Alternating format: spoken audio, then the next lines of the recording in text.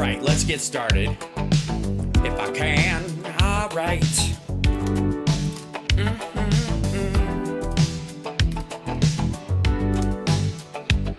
Yes.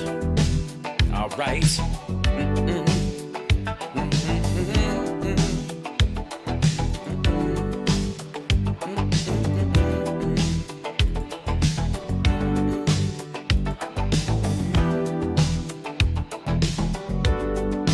All right, I think I'm putting it back together. Let's see if the buttons work.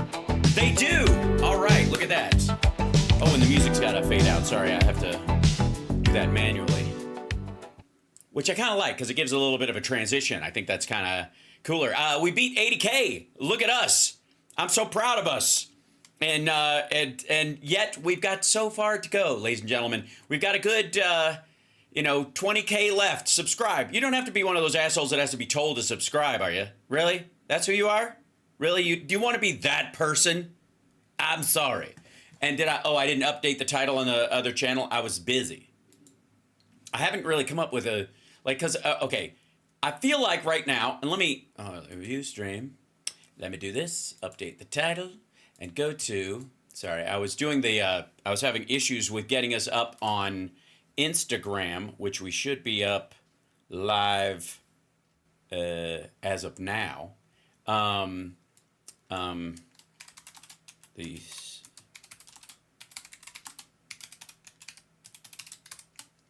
This is the Swipe White Presidency. Had a great conversation with Rob Glennon this afternoon. We have our little meeting between, because we can't just only talk on Friday Eye. It doesn't quite work that way.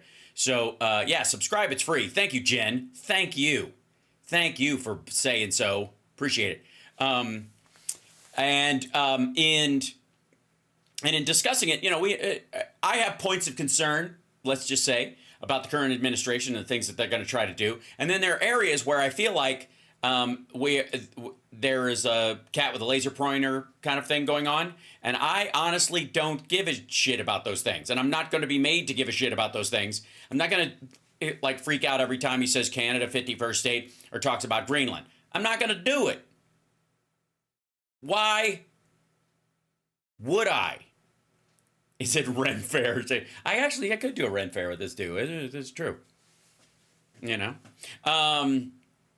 Chat room. Thanks for saying so. By the way, check this out. It'll take a moment for the chat, I think, to show up in this. Where are you guys? There we go. Chat.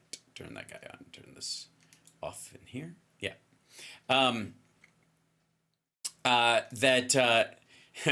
There's like I said, I have a lot of concerns, as you should, in a circumstance like this where real lives are on the line and real stuff is going around. But I care so much about it that I'm not going to allow myself to be whipsawed by a bunch of scatter-ass bullshit that's the same as he did last time and had about the same effect and blah, blah, blah. And I think the biggest example is today, Trump signed an executive order getting us out of UNRWA, right?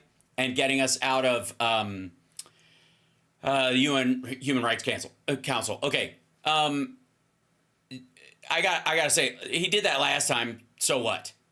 It's not going to end human rights in the world. It doesn't mean America's going to have more of a play. Like China and Russia are on that council, so it's not going anywhere. All they're there is to veto anything we would actually give a shit about. So while they're a part of it, it nullifies its value anyways. So whether or not we're in it is more a PR thing than it actually affects people's lives. So I'm not going to worry about that. Yes? Once once that thing occurs and the ripple effects of it are going to be minimal, there are too many things that are important, right, that, we should focus on. And so Rob and I talked about some of those things, and not the least of which is this seemingly growing push for war inside Mexico. And I talked about that yesterday, and I will be talking about that more in the days to come. But it seems to me there is a groundswell going on for strikes inside Mexico on the right, which will be the big wag the dog of the summer. Maybe earlier, but that seems to be what it's going to be. That seems to be where that's going. And so people might want to, once I start getting a whiff that this is starting to gain ground where they're kicking, they're testing the waters, then it'll be call your congressman person about this. Right now, it's too early, and they don't really believe it. We're not going to go to war in Panama. That's not going to happen. There's no need for it. It's silly. What they're going to do is they canceled their Belt and Road thing, which the other countries around them had already done. They weren't getting any money anyways, and it could be seen as a violation of the treaty to be participants in the Belt and Road anyways. So over. They hadn't really contributed anything anyways. That could be America's October 7th. Not quite. But my concern is retaliatory stuff from cartels inside the country because they have gang members and stuff that work with and around them that will do things for them under orders or else. And it's effectively like having a business model of ISIS operating in the country and these aren't, again, like illegal aliens or foreigners at all that they would kick out. They're people who who live here. Thoughts on the Department of Education? Here's my thing about the Department of Education. Okay, I'm for it because I think a focus on making sure that education across the United States is a uniform in quality and constantly raising. But the reality is Department of Education is designed largely to route tax dollars from blue states to red states that don't give a shit about education. And that literally, I mean, it was for racial reasons when it initially started. And then it really became a way of paying for, school grants and the like in red states. And so if it gets rescinded, that's just taking money away from red states. Blue states are still going to have that money. And they can make a good argument for, well, if there's no Department of Education, those funds that we as a state have to give should be reverted back to the states, right? Blue state schools would get better. Maybe. That would be the thing. I think the real issue with it is that the Department of Education is the only carrot and stick circumstance that the federal government has to implement education standards or behavior of educational institutions from Washington to the rest of the state. So if Trump wants to get rid of woke whatever in blue states' education systems, the only method he has to do that is through either giving or taking away funding through the Department of Education. If the Department of Education doesn't exist, the fuck does Washington have to say about education in the states? None. So again, if he wants to hamstring his power, look, the Republicans, when they get into office, don't use the Department of Education like it's meant to be used anyways. They just slow roll stuff overall. What they want to try to do is put block grants for education into the budget and just have it be a rolling thing in the federal budget without any coordination. Well, there's no oversight. How the fuck do you know it's going to line up? That's the other thing the Department of Education does, is that if you're sending money to red states and the test scores aren't going up, the Congress can go, hey, we're spending this money in the budget to send it to to Oklahoma, and the Oklahoma kids are just getting dumber. The fuck is our money doing? Right? So again, I think it's largely much ado about nothing.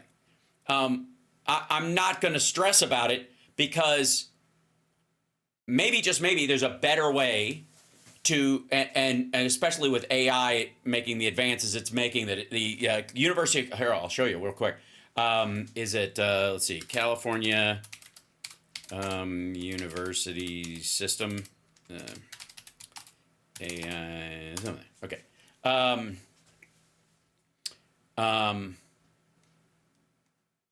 Let's see, Caesar, right, AI skills training, let's see if this, yeah, California State University has launched something. Here, I'll show you. Whoops. Here we go to this guy. News. Go to here. Oh, I see. That's why. Chat is there. That's another thing. Go to news. And gonna turn on this guy and turn off this guy. And in this, I want to go to this thing. Here you go. So CSU unveils a massive venture to provide free AI skills and training across all 23 campuses. The University of California state system is rolling out this huge training center addendum to all state universities in California that will train people on how to use AI and the like. And there will also be this kind of addendum generative AI structures to aid students in their learning as well, okay? This is where shit is going, and it's going to get cheaper and more readily available by the fucking week. Okay, this is just an LA Times article, I think. Yeah, I'll copy it, and I'll paste it in the thing. So, there we go. Right there. So, this is the way stuff is going. So, decentralization of the educational system will become kind of unimportant, okay, at a certain point. The Department of Education is great, but there are so many things where the states that value education are far ahead of everybody else. That would be New York, that would be California, that would be Washington State, that would be Oregon and Illinois and largely blue states. And they are going to, because they are also the states that make all the money, they are going to be providing their students with these kind of tools going forward, okay? So the idea that, like, every kid in the country at some point is going to have an AI tutor that they are going to have with them for the run of their high schooling, okay? That's a fait accompli. That's happening. It's going to occur within the next couple of years. It's already, the technology is already there. It's just being rolled out in places. It's being piloted. It will be, I think, educational malpractice to not let kids have access to that.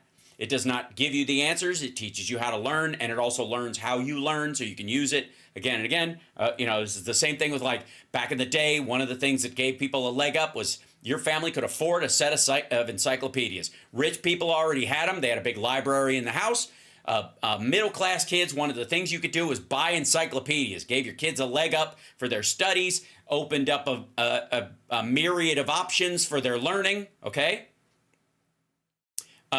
And from that, they got a head start on everybody else. This is the availability of an AI tutor, and I use ChatGPT for these kind of things all the time. I don't know if some of you saw the video I posted on my Instagram of me playing guitar earlier, but the point of that is that I have a couple of Floyd Rose tremolos on a couple of guitars, but I don't really play those because they're a pain in the ass, and I never could kind of get the hang of tuning them and setting them up.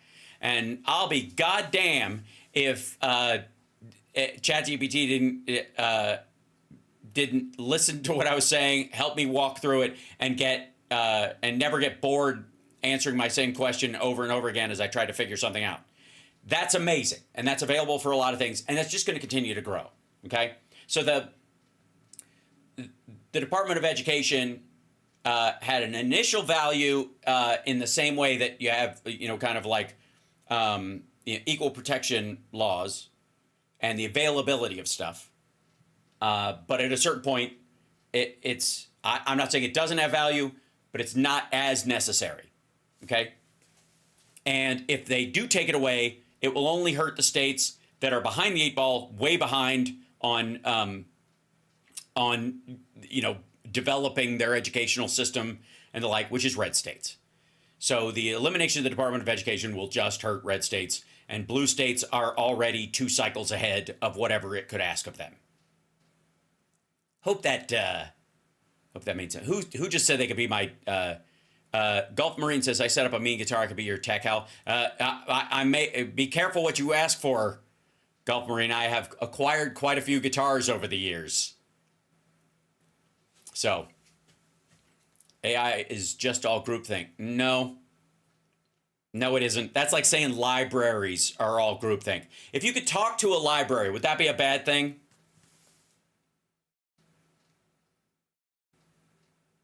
Oh, I see what that is. Okay. Let's go back to here, and I'll turn this.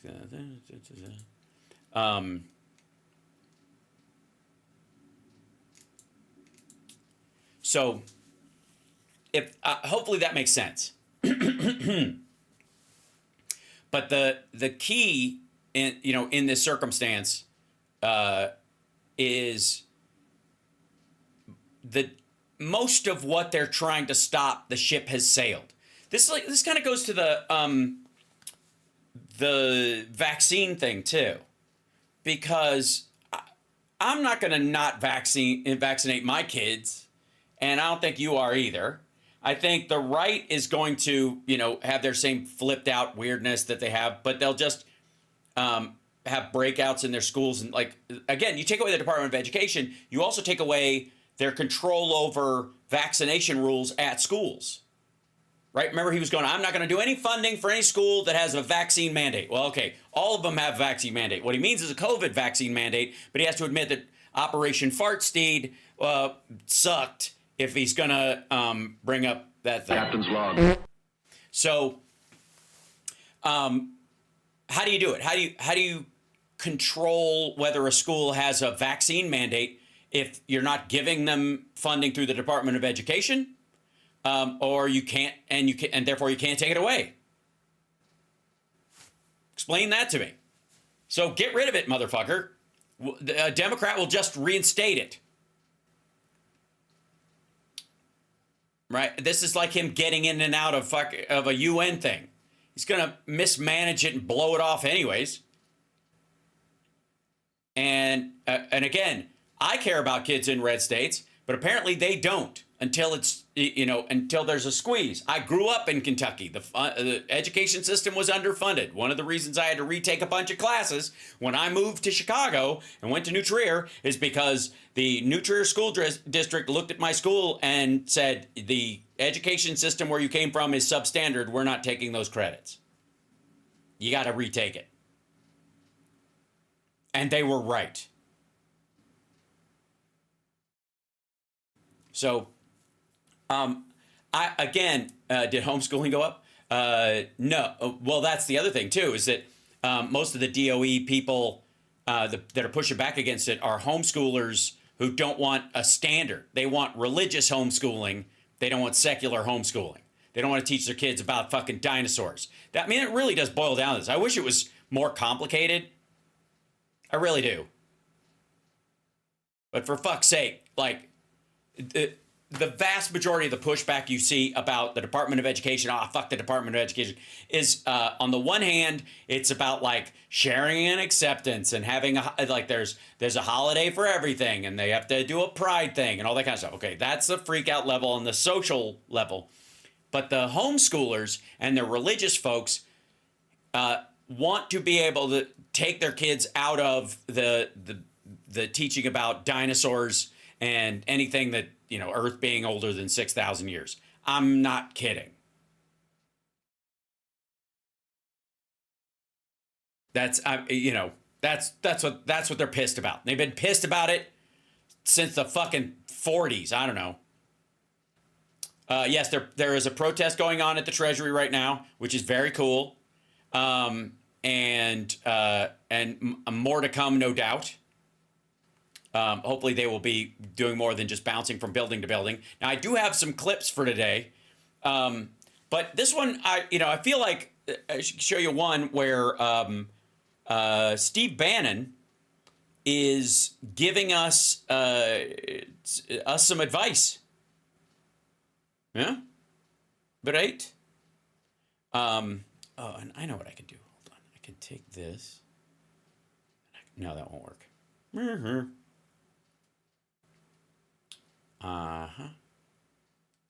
Take this guy right out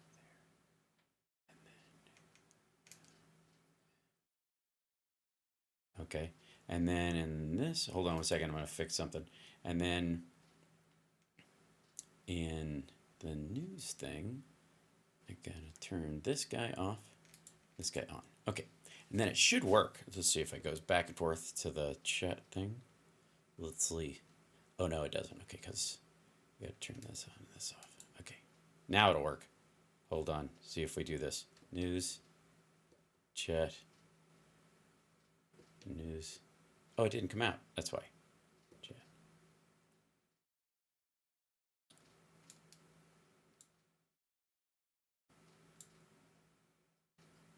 There we go. Okay, there we go. That's a little better.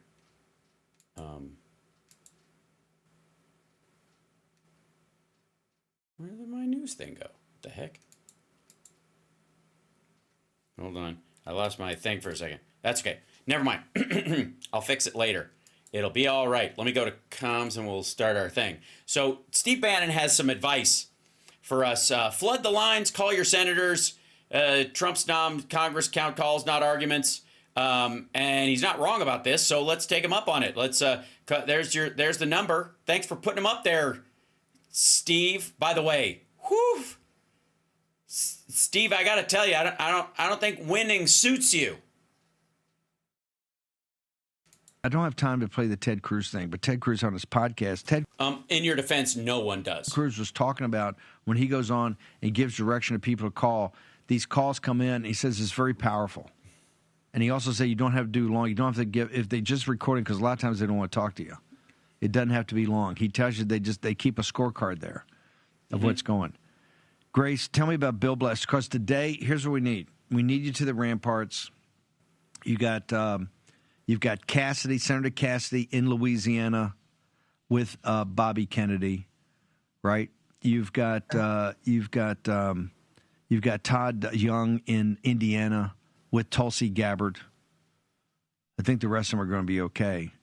And Kash Patel, you just ought to call and make sure you talk to the Judiciary Committee, all those, and make sure we're secured on Kash. Grace, where do people go? How do they do it, ma'am? So go to billblasterapp.org and you. Okay, let's. Here we go. We go to billblasterapp.org. Putting that in the chat room right now.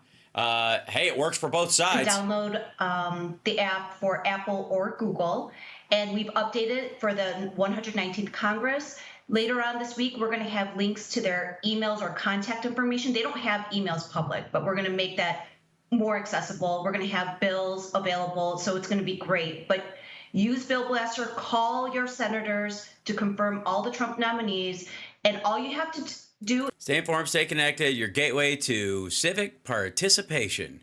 I'm assuming that you can say fuck that or, positive or negative, right? Is say support Kash Patel for FBI director, and then it gets logged. They don't listen to long arguments. It doesn't get logged that way, so just keep it really short and concise. And go, Kash Patel sucks. Don't you guys give a shit about the safety of America? Click. Make America great again. Don't put a dumbass like that in there. Everybody right now, go to your phones and call, email, or tweet, and make sure that your voice is heard and they know who to support. Is it is this automated to just say what they want you to say? Yeah, the big one though is for Tulsi. Kash, I think, is going to be in pretty good shape. I mean, it was so awesome what they did, the FBI and DOJ on Friday. I actually think if they're serious, they'd call Kash back for another hearing, but they're not. They're afraid, so I think they're going to move it through. Tulsi is Todd Young of Indiana. He's been getting jiggy. People are specifically. And Bobby Kennedy is Cassidy of Louisiana. Focus on those today. But that's what we need to focus. Once again, where they go, Grace. And tell them again how they. Also, if you know you're being focused on, wouldn't that write it in like, oh yeah, Bannon did a thing, so we got a bunch of call from his people. But that doesn't mean our people feel this way. Because this thing is logged. You don't need to give a big explanation. It could be quick, bang, bang, right? Correct? Is that right. what Ted Yeah, that's how I do it. Cruz is telling us? Right. They're not reading long arguments. They're not listening to that. They're just looking at the numbers. Yeah. So all you have to do is call and say, support Kash Patel for FBI director, support Tulsi Gabbard for DNI director. Or not. and so on and so forth. And just go to Bill Blaster. I'm not voting for so on and so forth. I think it's weird having twins working in the government anyways. App.org, and you can download the app directly from there. Hold on. I need to see this real quick. I need to see if this is a one-sided app, if I may, chat room. Whoops.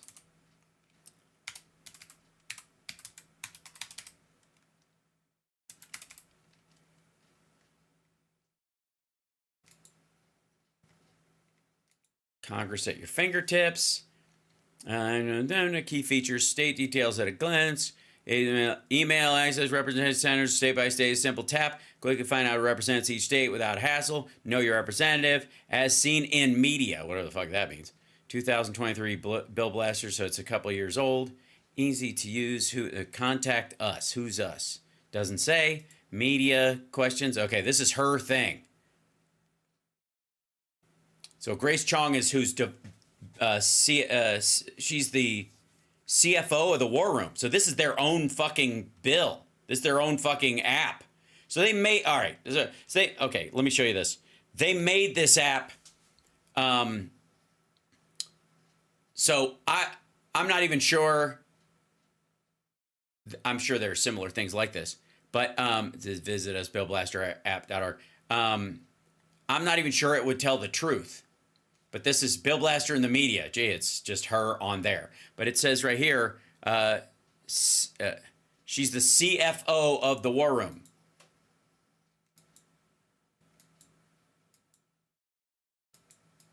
Wow, they really put a fucking filter on these things. Look at Steve Bannon. Look at you. All right, if you're going to put a Youngify filter on there, lady, just do it to yourself. Because, Jesus Christ. Who the fuck did you call? That's not Steve Bannon. That's Michael McDonald. If you're gonna support cash hotel, good Lord. No, but look at what is this? What is that? Oh God, that's awesome. Okay, anyway, so don't download that shit. It's garbage. Okay, never mind. Where are we? Hold on. This is crazy stuff. There we go. We'll get back to here.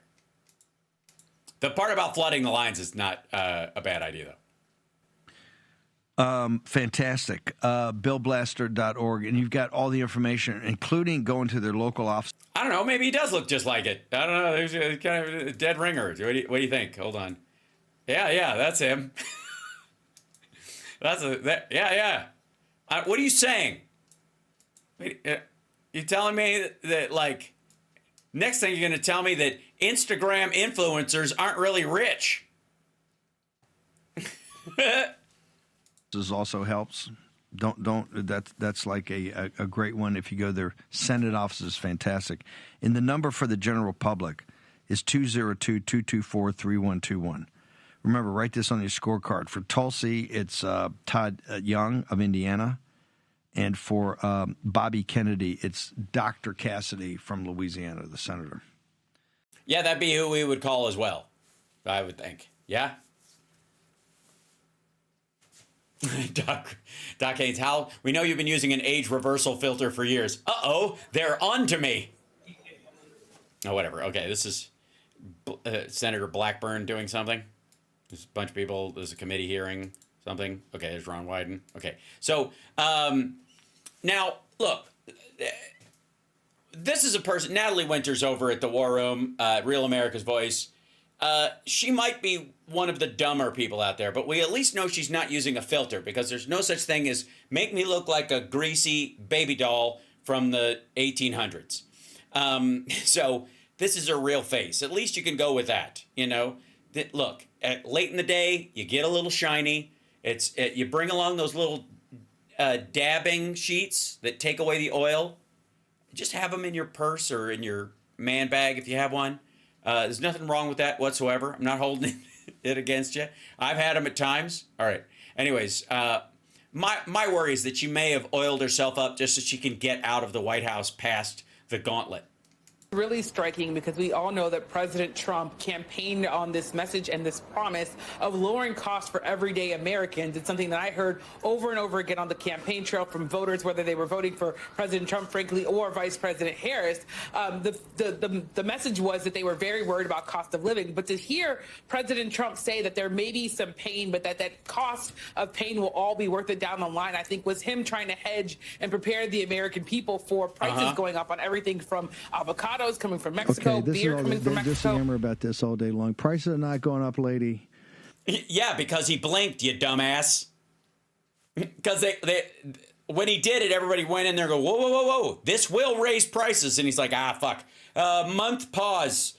Make them pretend they gave us some. They're giving us troops that were already there. Prices are not going up. You don't know what you're talking about. None of you people do. It's just yammer. Oh, prices are going up. Prices are going up. Prices are going up. Prices are not going up.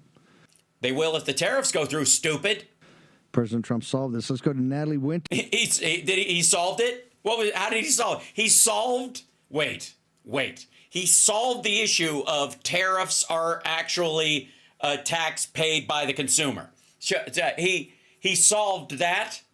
Or do you mean he tucked his tail between his legs and ran back to the White House and was like, I got stuff on the border that was already happening, so I decided to give him a break. The fuck out of here. Let him pass, man. If he figured it out, why do you have to stop the tariffs then? Why?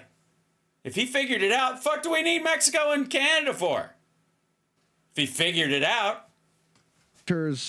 Natalie, Mexico cratered in 24 hours. Shine bomb, and then Justin Trudeau also cratered. No, they didn't. When he signed this thing in, gave him till Tuesday, and they said, what could they do to change your mind? And he said, nothing. He didn't say, I want 10,000 troops from Mexico, and I want a $1.3 billion improvement on the Canadian border, and I want it signed into law in December of last year. Because then they would have, obviously, the Mexican government would have had to take 5,000 troops away from the 15,000 that are already on the border to get it to 10,000. And the Canadians would have had to build a fucking time machine and go back to December and sign the bill into law that they already signed into law that puts 1.3 billion towards their ports of entry and their border that they did already twice or something. The reason is that Mexico would not be a country 90 days after these tariffs were imposed. They would. No, Texas would no longer be a state. Hold on. Let's see. Let me just show you this. States must Trump's tariffs. I think it was. I want to say it was Axios that had this up. Yeah, I think this is it. Yeah, there you go. You want to see why? Now, don't let the California part fool you. You want to see why he backtracked on that shit? Huh? You want to see why? You want to talk about what economy dis-a-fucking peers? Immediately. There you go. And by the way, the UP and Michigan and Illinois, that's a lot of Canadian business. A lot of bottling plants and shit like that and auto parts. Look at fucking Texas. I mean, California's in everybody's business. So that's China. That's China and Mexico and Canada because there's so much business in the state. This is all fucking Mexico. That is just Mexican tariffs. Like, all the 25% on Canada, 25% on Mexico, and 10% on China. That affects, it collectively affects California. This is just the 25% of Mexican tariffs affects Texas just as much.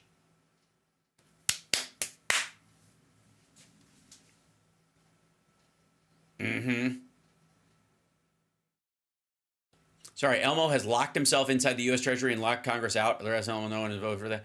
Is he locked in there right now? For real? Please, staff chat, is there footage of him locked in that fucking place?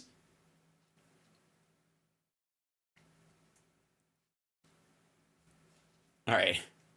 would break apart, and Canada would go into a major, I don't know, recession or depression. Can you give us an update about the trade wars today that didn't happen? Well, look, Steve, if I had to count how many times I've heard the word, avocados said here on Media Row, that seems to be the, I guess it's almost as bad as what bipartisan, comprehensive immigration reform. That seems to be the only angle of attack that the same press corps that I'm pretty sure for years has never cared about American consumers, let alone American workers. But now all of a sudden they're really concerned about tariffs, because apparently it's going to hurt the bottom line for Americans at home. I'm pretty sure they never covered inflation or anything remotely close to that for the last 4 years. Well, yeah, again, not monetary inflation. That's a fault of the media. I would argue she's right, sort of. She's accidentally sidestepped right about one track of this, is that the government was, or that the media was absolute shit at explaining the difference between supply shock and monetary inflation. We were not experiencing monetary inflation because of money printer go burr.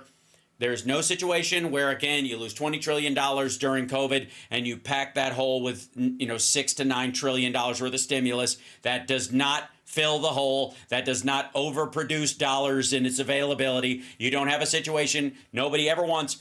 If there's too much of something, the price of it never goes up in the history of ever. Yeah, I don't think so. No chatter was. I see. Gotcha. Thank you, Mark. Thanks, so Andrea. this is a complete and utter victory for President Trump. I'm honored to really be standing here on such a truly on the lawn historic day, because this really shows not only, Steve, that America is back, which is something that we've known just in 2 weeks, but more importantly, that we're done negotiating from the mindset of being losers, or the idea of equity, that because we're an economic hegemon and a global power, that we have to act like we're an inferior country and not throw around our economic heavyweights like. Yeah, again, that's not, if you're not throwing around your economic heavyweights, whatever, that's not from the position of a loser. That's when you know you have strength and you don't want to misuse it. A loser is somebody who, no matter how strong they are, still feels weak. We're doing right now with the tariffs. And you know what? We got substantive and substantial wins today, showing how really economic warfare can be used to bring about wins, not just for American workers, but actually for American sovereignty, right? 10,000 Border Patrol agents coming from Mexico. But remember, now, there supposedly Army reservists, no timeline on when they're going to be there, and arguably they have 15 there now. So, again, it sounds like they're removing 5. Steve, Canada, too, announced $1 billion. What was it, less than 24 hours after? After Christmas, I think. Hold on. If I might. Hold on. Canada border bill... let's see, December, I guess. Canada continues to strain border security and immigration. January 15 and 25. Trump tariffs on Canada pause for 30 days. Is trying to reach border deal. Canada makes deal with Trump. They're going to do something. Yeah, they already did. Is that it? Yeah, here you go. Yeah, here you go. It's amazing. Art of the fucking deal, people. Canada makes deal with Trump by agreeing to do something they were already doing. There you go. Donald Trump has seemingly managed to negotiate a deal with Canada that had already been agreed to last year by under Biden's presidency. On February 1st, President Trump announced he would impose it, blah, blah, blah. 2 days later, Canadian President Justin Trudeau announced he had reached an agreement with Trump to have them postponed for 30 days. In the statement, as it turns out, the exact agreement had been negotiated back in December under the Biden administration. So effectively, Canada managed to make a deal with Trump by agreeing to do something they were already doing. He said that Canada is going to be implementing a $1.3 billion plan where they talk about reinforcing their border. I would note that's actually something that was announced back in December. So, hey, man, a win is a win is a win, even if it happened before you. Trump wants a Super Bowl ring next for games he could have played in. President Trump met with Trudeau, or I guess then President-elect Trump. So this is just win after win. And frankly, Steve, I think it shows something that we've hammered from the get-go, which is that the framing of this as a trade war, as President Trump's trade war, is victim blaming not only President Trump, but the... Oh, it's victim blaming. But the American The people. American people. Yeah, of course. What else you gonna say? We are the victims in this. Maybe let's call this a little bit of retribution or justice today. But Yeah, yes.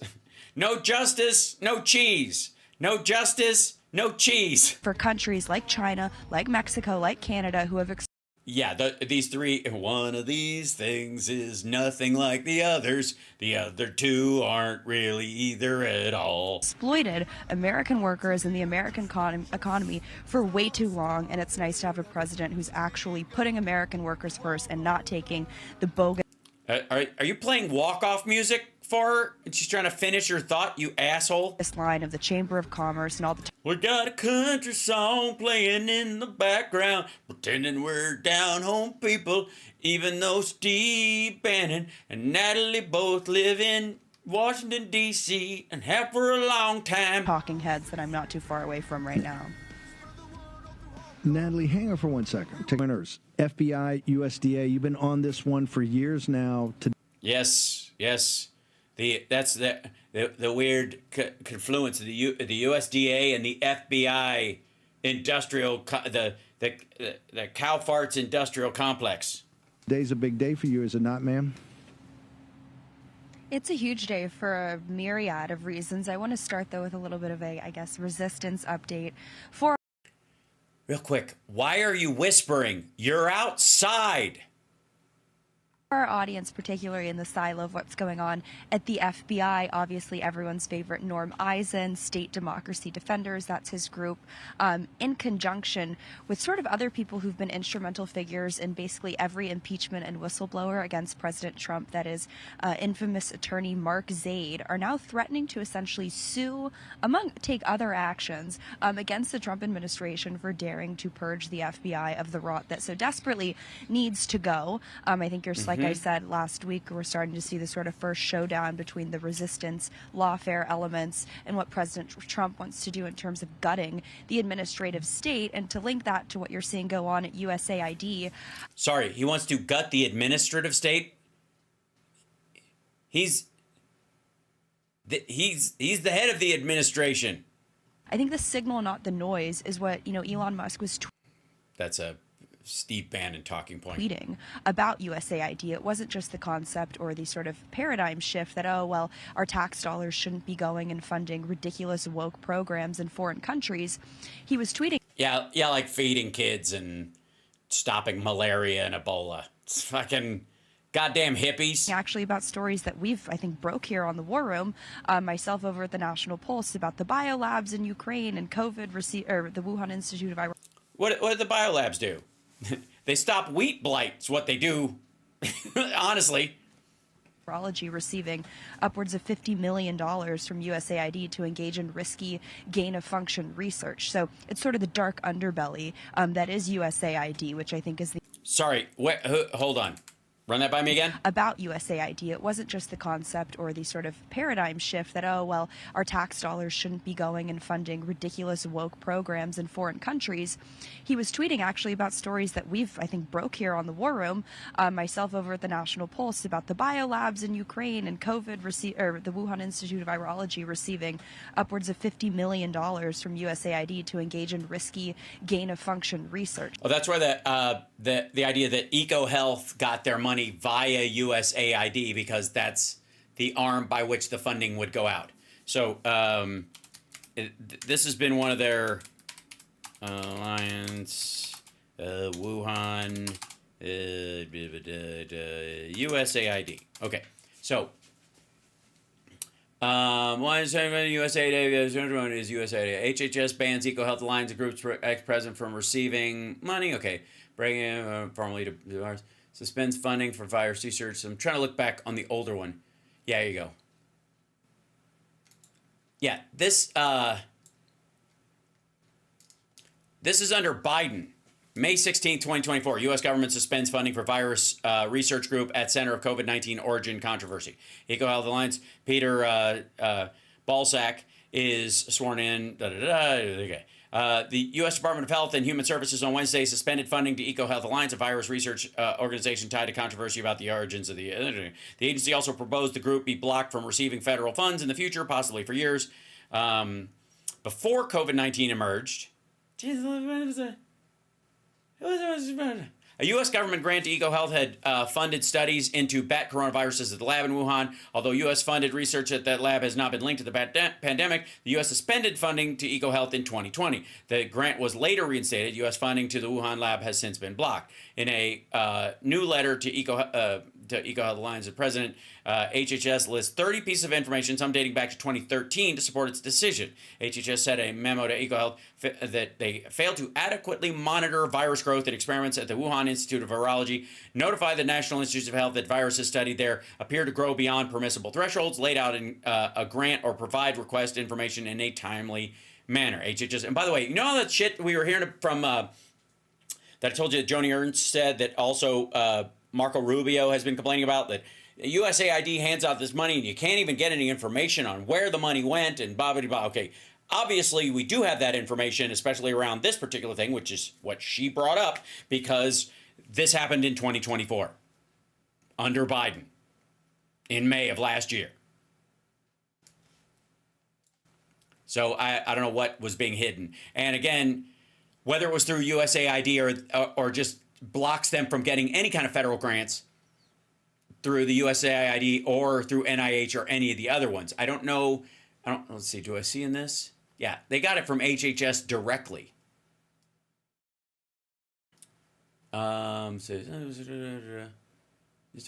Suspended. Yeah. Yeah, that funding didn't come through USAID in terms of this. Maybe it was distributed via USAID, and that's just the arm by which it went out. But HHS gave them this money. So it's sort of the dark since 2013, while they were trying to get ahead of another pandemic, because everybody's worried about swine flu. Underbelly that is USAID, which I think is the important paradigm shift that needs to be happening. But let's just take a moment, Steve, and just celebrate, truly, again, a historic day, how far we have come. a historic day where Trump made a threat and then rescinded it a couple of days later to get stuff that was already happening. It's fucking magic. But most importantly, I think today you're seeing essentially Really? You just started? the supermajority, right, that Republicans have on Oh, Trump's live with the Netanyahu? Ugh. full display. Because what do you have? Jamie Raskin looking like an utter and complete clown, standing outside of USAID giving some weak, limp speech about how they're going to take on and tackle Elon Musk. Why are you whispering? Bro, you have no power. Now, don't get me wrong. I'm sure they're already writing the impeachment papers, and 2 years from now, they're going to focus on that. But at least for the next 2 years, they have basically no way to push back with the... Yeah, they do. I mean, there's not a margin in the House large enough for the Republicans to pass whatever they want without Democrats. So they absolutely do. And if it's leverage for anything that they actually want to get done, and again, right now they're just dismantling. The minute they need to replace something or build something up, they're going to need the votes, bro. Exception of, frivolous lawsuits from groups like Norm Eisen.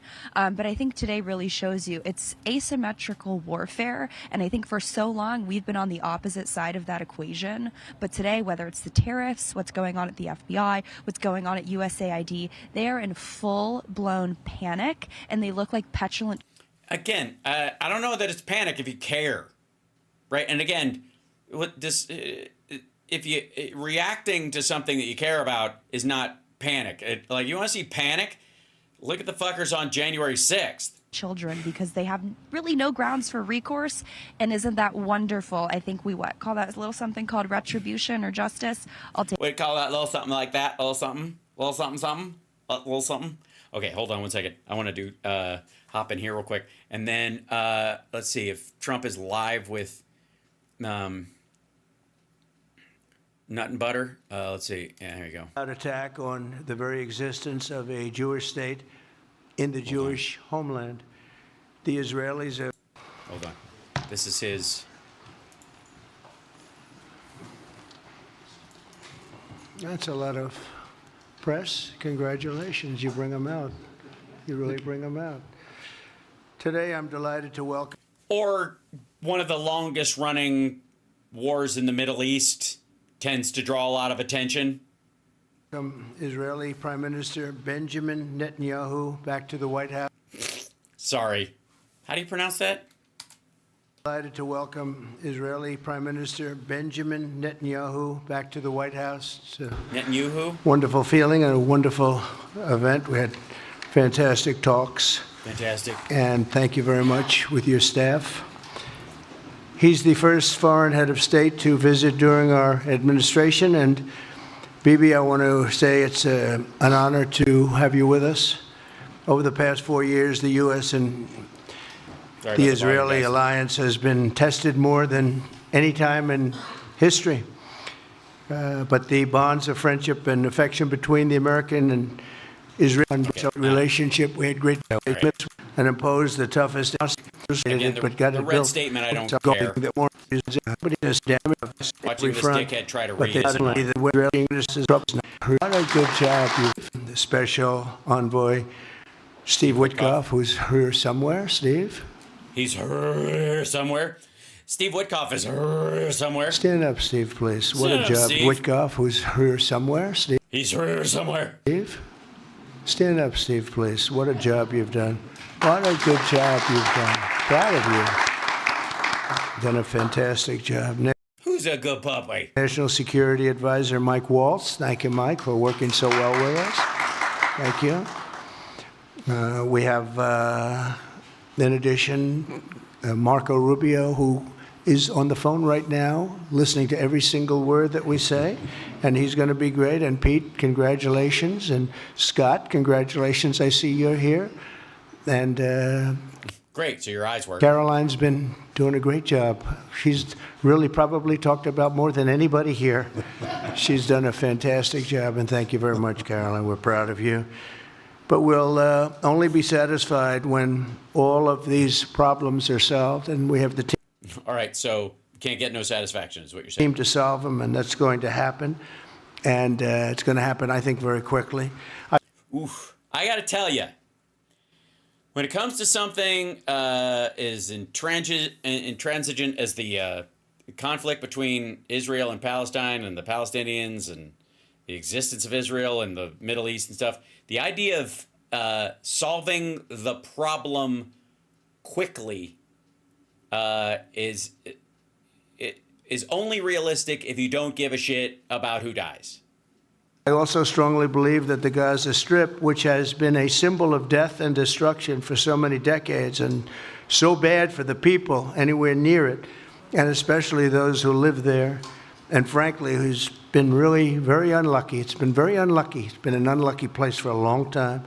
Oh, yeah? Is it cursed ground? That's what it is? Somebody kick a witch down the stairs or something? Being in its presence just has not been good. And it What? Being in the presence of Gaza has not been good? should not go through a process of rebuilding and occupation by the same people that have really stood there and fought for it and lived there and died there and lived a miserable existence there. Instead, we should go to Jesus Christ. Listen to that word salad about the human beings that are in this circumstance. Listen to that. It should not. Let me be abundantly clear. They're talking about ethnic cleansing the entire area. It's just the idea that they're going to break it up into 3 sections and move the Palestinians back in. No. He had, and this asshole over there have had this conversation before, like during the summer last year, going, hey, pretend like I'll pretend I have a peaceful solution that can handle it, and that there'll be a 2-state solution and all that kind of stuff, and we'll have a bunch of these assholes vote for me, and then once I'm in, you can do whatever the fuck you want, and as a matter of fact, we'll help you. rebuilding and occupation by the same people that have really stood there and fought for it and lived there and died there and lived a miserable existence there. He means the Palestinians.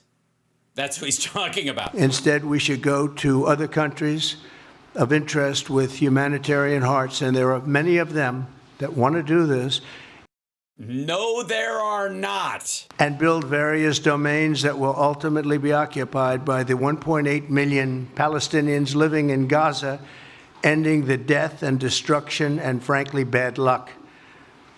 Bad luck? The fuck are you? Bad luck. Jesus Christ. Fortune favors the bold, you lazy fucks. Bad luck. Hey, uncommitted. Nice work. Hey, Genocide Joe fucking university protesters. Excellent job. You have literally played a strategic and important part in the ethnic cleansing of Gaza. You were integral to the plan. So much so that I honestly don't think you meant what you were saying. I think you had to be part of the side that wants this bullshit over with, and you don't want a two-state solution anymore. It's never going to work anyways, right? So let's just pretend we're on the right side of it, but really push everything in the direction where we can just let this motherfucker come through and nuke the place. It can be paid for by neighboring countries of great wealth. It could be 1, 2, 3, 4, 5, 7, 8, 12. 12, 1, 2, 3, 4, 5, 6, 7, 8, 9, 10, 11, 12. What the hell? It could be 1, 2, 3, 4, 5, 7, 8, 12. It could be numerous sites, or it could be one large site. I thought he was going to say countries. He means they're going to take the people who are in Gaza, and probably the West Bank too, and move them to little enclaves, like little ghettos in a bunch of other cities. Just fucking repatriate them. Like this little group, you guys are moving to Jeddah. And this little group, you guys are moving to fucking Jordan. And this little, that's fuck me. But the people will be able to live in comfort and peace, and we'll make sure something really spectacular is done. They're going to have peace. Yeah, they may be living in a refugee camp for the rest of their known lives, but there will be fireworks. They're not going to be shot at and killed and destroyed like this civilization of wonderful people has had to endure. The only reason the Palestinians want to go back to Gaza is they have no alternative. It's right now a demolition site. This is just a demolition site. Virtually every building is down. They're living under... Yeah, and if you're going to rebuild it, do you want to really build it for the Palestinians? I mean, that's some nice oceanfront property. I mean, that's going to be... Why didn't Israel have that really nice area? I mean, look at that, huh? That's what he's talking about. Fallen concrete that's very dangerous and very precarious. How'd that happen? They instead can occupy all of a beautiful area with homes and safety, and they can live out their lives in peace and harmony instead of having to go back and do it again. Sorry, do it again? Do what again? Be bombed again into oblivion? Is that the idea? What? The U.S. will take over the Gaza Strip, and we will do a job. What? Hold on. We're what? Do it again. The U.S. will take over the Gaza Strip, and we will do a job with it, too. We'll own it. Whoa! We'll own it. Congratulations, ladies and gentlemen. Yeah, we now own the Gaza Strip, apparently. Take over the Gaza Strip, and we will do a job with it, too. We'll own it and be responsible for dismantling all of the dangerous unexploded bombs and other weapons on the site, level the site, and... What? Whoa. Wait. First of all, why are we responsible for it? Why do we own it? What the fuck are you talking about? Who's doing this? So what, we're going to send U.S. troops into Gaza and what, move everybody out? And then what, pre-explode leftover bombs? Get rid of the destroyed buildings, level it out, create an economic development that will supply unlimited numbers of jobs and housing for the people of the area. Who would the people of the area be? The area? What area? What's the area? I'm just saying, let's spitballing. Palestinians out. People, who else are you talking about? People of the area. The people of the area. Congratulations. We thought, you motherfuckers thought Canada was going to be the 51st state. Welcome to, the two senators from Gaza. Do a real job. Do something different. Just can't go back. If you go back, it's going to end up the same way it has for 100 years. I'm hopeful that this ceasefire could be the beginning of a larger and more enduring peace that will end the blood. You mean a big real estate scam. Jesus Christ. Bloodshed and killing once and for all. With the same goal in mind, my administration has been moving quickly to restore trust in the alliance and rebuild American strength throughout the region. And we've really done that. We're a respected nation again. A lot's happened in the last couple of weeks. We are actually a very respected nation. Yeah. And you know what? Saying it over and over again just makes it truer and doesn't sound desperate and lame at all. Again, I ended the last administration's de facto arms embargo on over $1 billion in military assistance for Israel. Mm-hmm. Nice job, uncommitted. Great job, guys. Great job. Yep. You did a bang-up job. All you guys in front of the DNC who are with your little Genocide Joe signs, nice job. No, I never saw you in front of, I would have mentioned your trip to Mar-a-Lago when Netanyahu met with him, but you never showed up there, did you? You only showed up in front of Democrats, and congratulations. That's what you, and I'm starting to believe that this wasn't an accident. Yeah? I mean, I said it at the time, and people yelled at me. And now, where are you? Where are you? Huh? Where are you, you big, like the Democrats are worse than Trump crowd? Gaza is over. And not only that, this motherfucker's going to make a killing building the buildings there. Is there going to be a Trump Tower Gaza? And I'm also pleased to announce that this afternoon, the United States withdrew from the anti-Semitic UN Human Rights Council and ended all of the support for the UN Relief and Works Agency, which funneled money to Hamas and which was very disloyal to humanity. Today, I also took action to restore a maximum pressure policy on the Iranian regime, and we will once again enforce the most aggressive possible.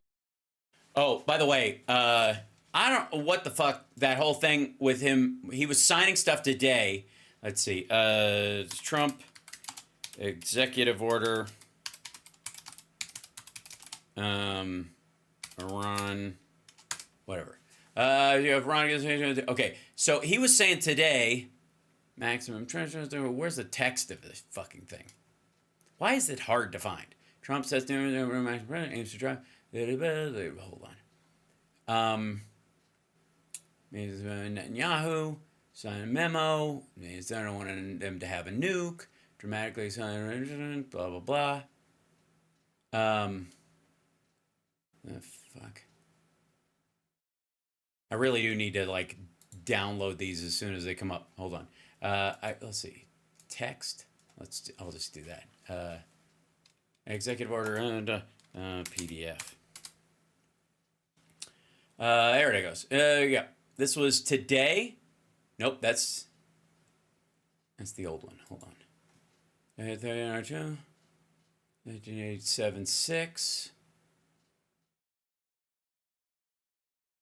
Where the fuck is it? Shouldn't it be up already? I'm trying to find the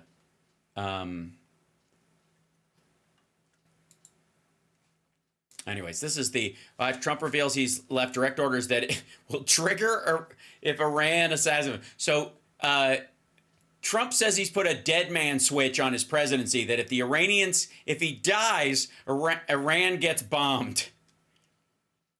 Let's see. I left instructions that if they do, they get obliterated. There won't be anything left. And they shouldn't be able to do it. And Biden should have said that, but he never did. I don't know why. Lack of intelligence, perhaps, but he never said it, which is weird. Trump said the new order seeks to impose... Okay, this is the order? Around the end of 3 days... Okay, this is Western Journal. Okay, that's the older one. Where is this? It said the new order seeks to impose maximum pressure on... According to USA Today. Revives... okay, get out of here. Continue to say. Donald Trump revives tough approach to Iran, warns against nuclear weapon. He said earlier today that he was... I don't want to sign this thing, but I'm gonna. Sanctions drive Iranian oil exports to zero and diminish the regime's capacity to fund terror throughout the region and throughout the world.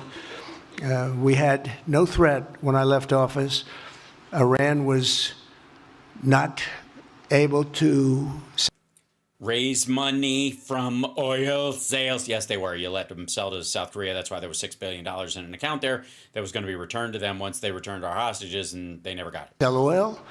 We got our hostages. They never got the money. Nobody was buying oil because I said, don't buy it. If you buy it, you're not doing any business with the United States. And Hamas was not being funded. Hezbollah was not being funded. Nobody was being funded.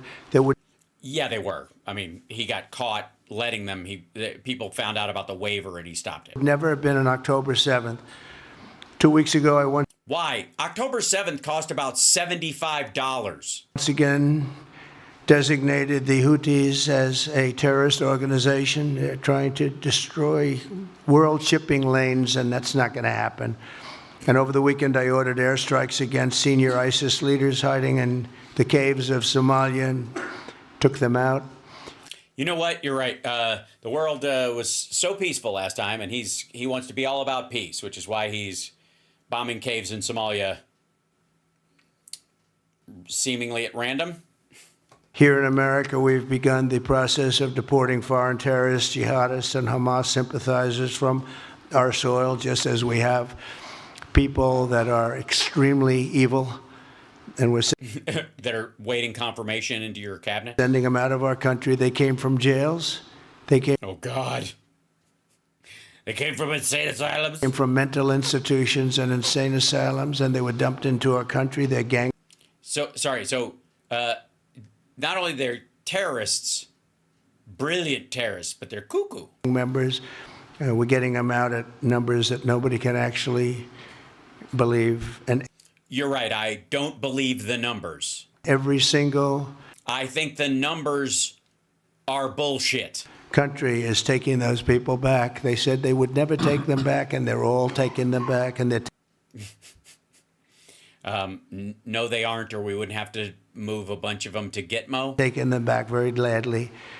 And I recently signed an executive order combating the vile wave of anti-Semitism that we've seen in the aftermath of the October 7th attacks. Oh, you mean the people that the guy next to you paid to act like they hated Israel and start this shit up to help you get reelected and help him let you turn it into Trumpo land? Together, America and Israel will renew the optimism that shined so brightly just 4 years ago. It was really a bright. I agree. In the first year of the Biden administration, before everybody got on his fucking case. Beautiful light.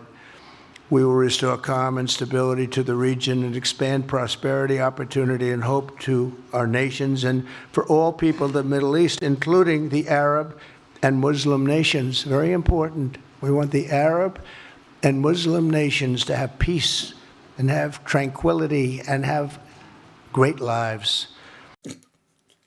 He was trying. He had one. Peace and tranquility and what's that word that means peace and tranquility together? Great lives. They just have awesome. I'd like to now invite Prime Minister Netanyahu to say Netanyahu. He can't get the guy Netanyahu. Few words, and we'll take some questions afterwards. Thank you. Well, thank you, Mr. President, and thank you for letting me do the worst possible shit I could possibly do to these people.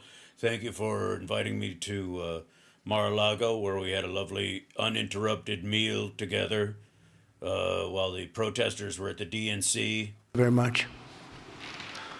Thank you, Mr. President. I'm honored that you invited me to be the first foreign leader to visit the White House in your second term.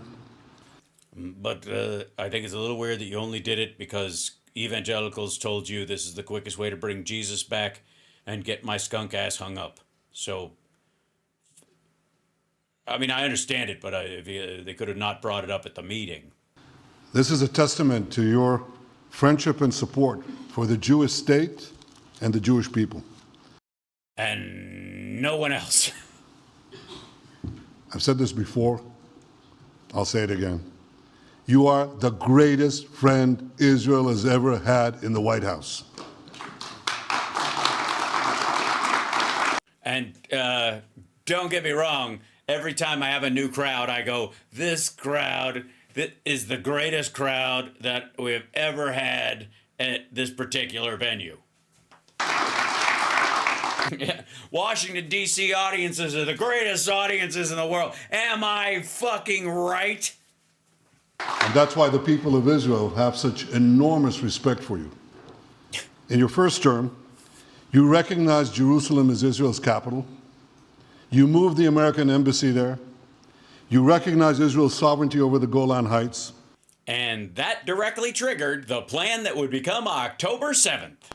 You withdrew from the disastrous Iran nuclear deal. I remember we spoke about it. Gee, you weren't for it? That's odd. You said If the Iranians start to play nice with everyone and don't have a nuclear weapon, what reason will we ever have to bomb them in the future? this is the worst deal I've ever seen. I'm elected. I'm walking out of it. That's exactly what you did, and I think it speaks loudly for the fact that you didn't read it.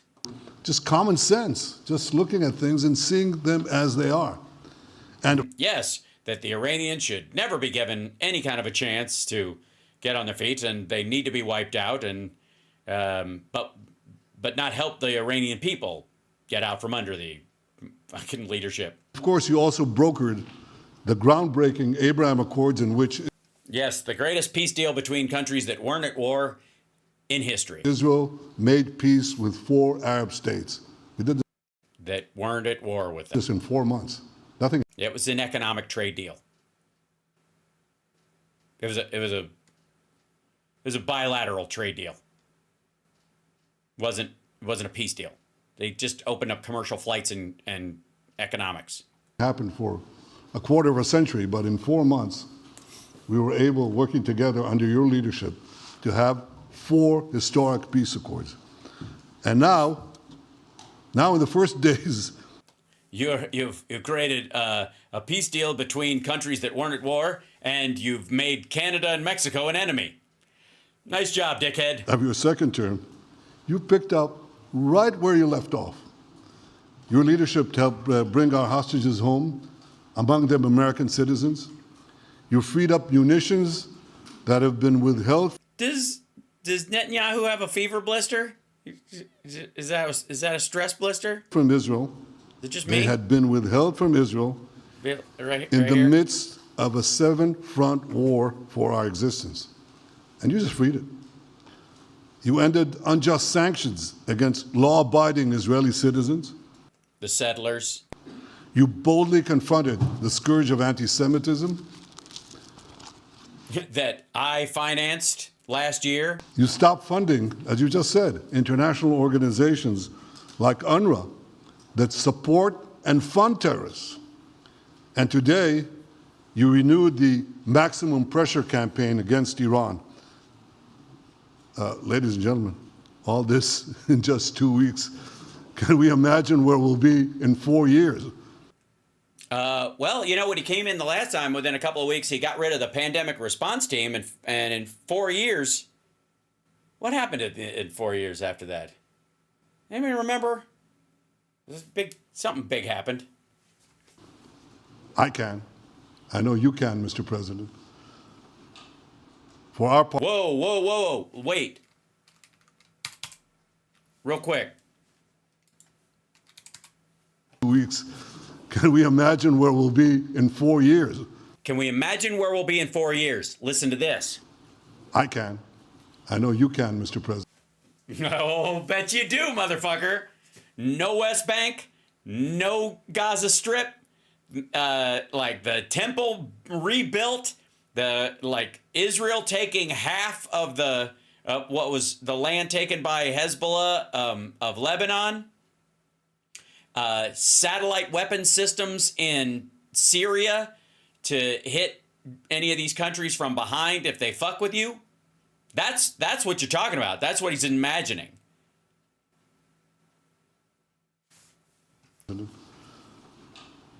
For our part, we in Israel have been pretty busy too. Since the horrendous October 7th attack, we've been fighting our common enemies and changing the face of the Middle East. On that infamous day, Hamas monsters savagely murdered 1,200 innocent people, including more than 40 Americans.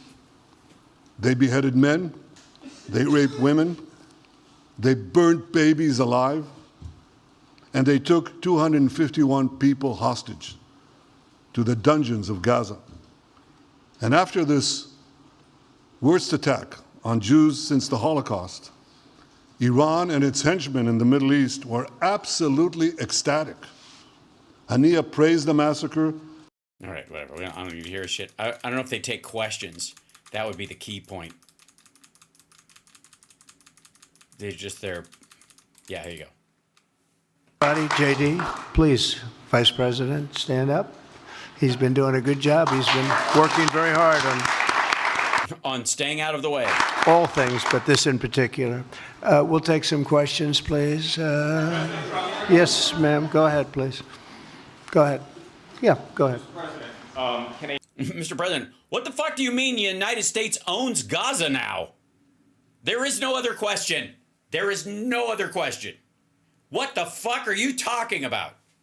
A normalization deal with Saudi Arabia be shut up. Achieved without the acknowledgement of a Palestinian state. That question for you too, Mr. Prime Minister. And Mr. President, given what you've said about Gaza, did the U.S. send troops to help secure the security vacuum?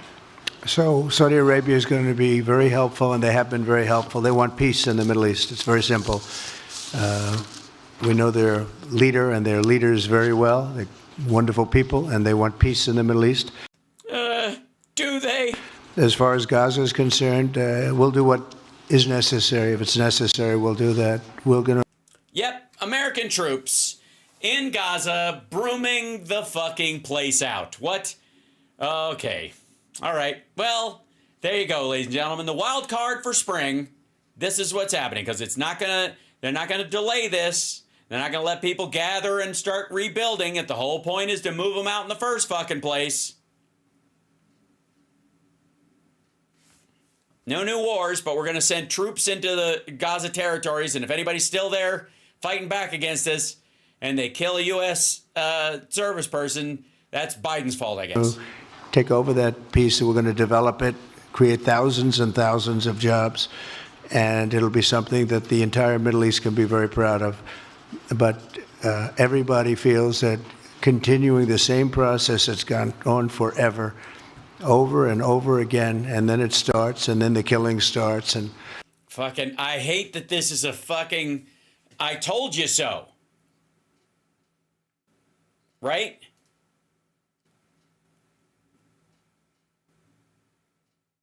This motherfucker. And to all the people who dared think that there was a lesser of two evils argument between this motherfucker and Biden or Harris. Like, Harris wouldn't even, like, she had to meet with Netanyahu. She didn't do a press conference with him. She spoke afterwards, and everything she said was right on the fucking money. And what happened? These motherfuckers were like, we're going to stay home. Genocide Joe. And boom. Ethnic cleansing. Right out in the open. Just done. And again, I was saying this all last year, and like, the same assholes were going, all of the other problems start, and you end up in the same place, and we don't want to see that happen. So by the right, so Gaza's over. That's what they're announcing. That's the news here. It's done. Everybody there is getting broomed out. Ethnic cleansing, straight up. There's going to be, like, demolition contracts and all that shit. They're going to go over there and bulldoze the fucking place. And Jimmy Dore and Hassan Abi and everybody, the Young Turks, where they're just going like, it's a fucking coin flip.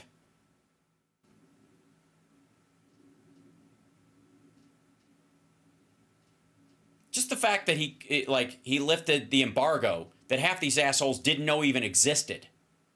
The United States, with its stability and strength, owning it, especially the strength that we're developing and developing. Owning it. Fucking, I mean, now, granted, half the time this motherfucker doesn't know what he's talking about. But owning it?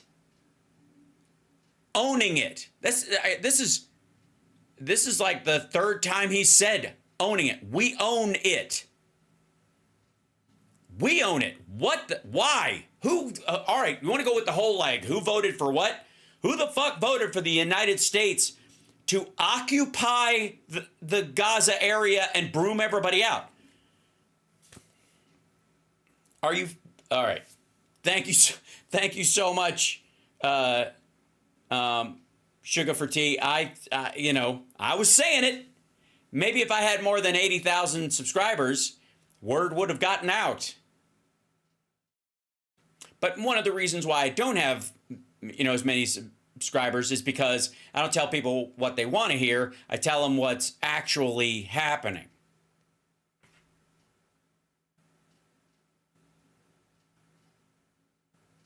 Like they wanted to hear it from somebody else. They wanted smoke blown up their ass, or they wanted the outrage machine to speak the fucking passwords that enter into their tiny little fucking cranium.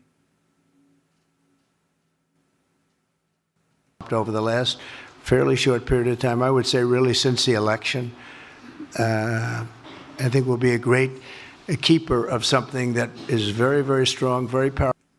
Own it. The keeper. What?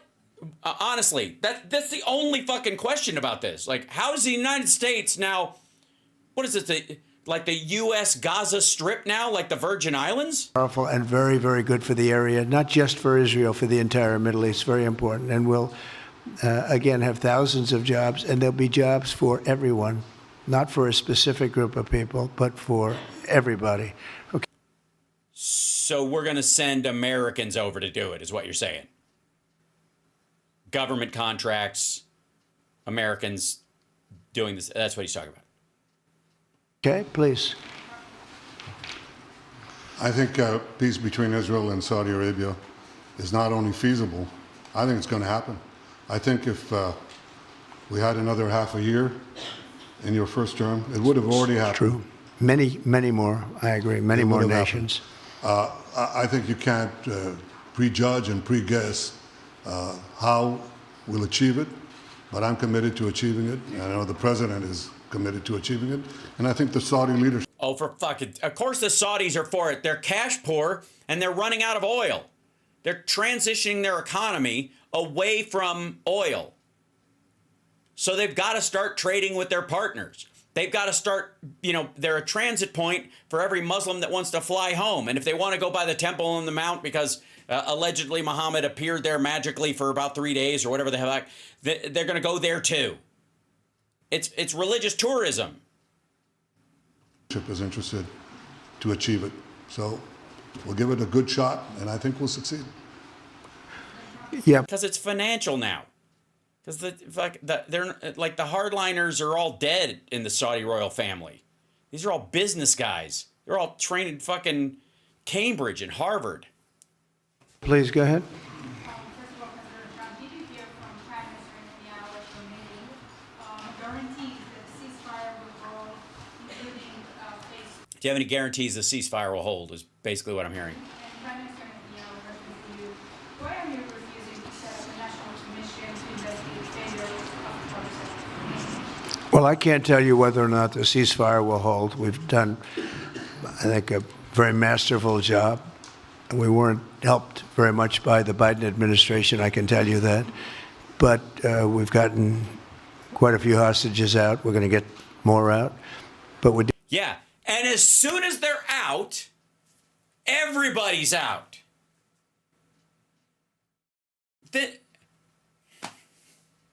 That's what this is.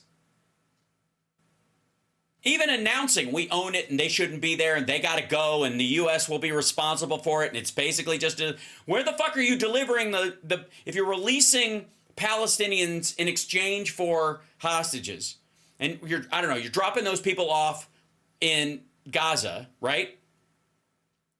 Then what? Once you get, basically you're just telling Hamas or whoever's left there, give us all our people back. And the second we get the last one you have, everybody out. We're just going to broom you motherfuckers. So what's the point of even negotiating for the release of the other people? They're just going to be broomed as well. And if they don't go, because those were you're basically allowing them to be released into the area so that, because Netanyahu can't kill them in prison, because that's the fucking rule, right? You can't just murder them in fucking prison. But if you release them and you're walking back in there like, hey, we're just pushing everybody out. You guys got to go stay someplace else. We got trucks that'll take you to someplace in Egypt for a little while, and then we're building a nice place for you. Get the fuck out of here.